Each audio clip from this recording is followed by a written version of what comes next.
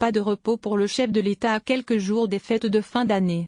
Pour montrer que c'est une priorité de son début de mandat, Emmanuel Macron a fêté Noël avec quelques heures d'avance en compagnie des forces françaises déployées au Niger dans le cadre de la lutte contre les groupes djihadistes au Sahel.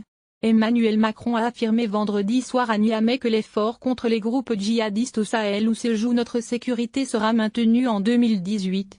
L'effort sera maintenu, fortement avec la volonté d'obtenir des victoires claires, importantes, face à l'ennemi, a déclaré le président français en s'adressant à plusieurs centaines de soldats de la force Barkhane sur la base aérienne avancée au Niger.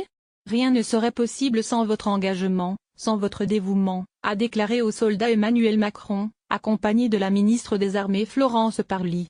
J'ai confiance en vous, en particulier pour mener à bien la lutte au Sahel, qui est une priorité car c'est là que se joue notre sécurité, l'avenir d'une partie du continent africain. Nous ne devons pas laisser le Sahel aux organisations terroristes. Il ne faut pas que nous leur cédions la moindre once de territoire. Je suis fier de vous. L'opération Barkhane, qui regroupe plus de 4000 hommes, en particulier au Mali et au Niger, est essentielle pour notre stratégie dans le Sahel, a ajouté Emmanuel Macron, arrivé en début de soirée dans la capitale nigérienne. Il doit s'y entretenir samedi avec le président Mahamadou Issoufou après avoir rencontré dans la matinée les différentes unités présentes sur la base française.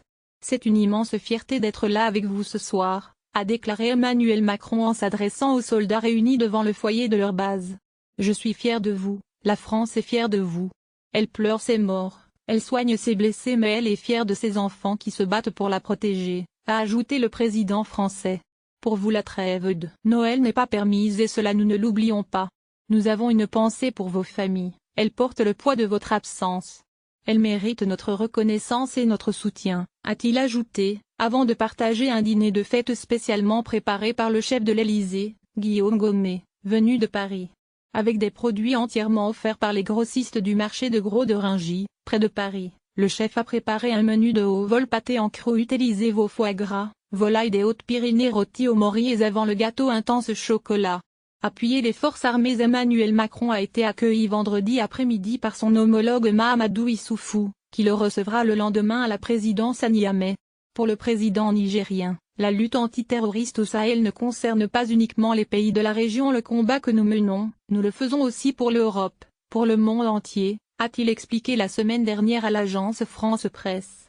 D'autant, selon lui, que les armées des pays sahéliens, dont le Mali ou le Burkina Faso, sont trop faibles pour traquer dans cette région semi-désertique vaste comme l'Europe les dizaines de groupes djihadistes qui se fondent dans la population et sont financés par des trafics de toutes sortes.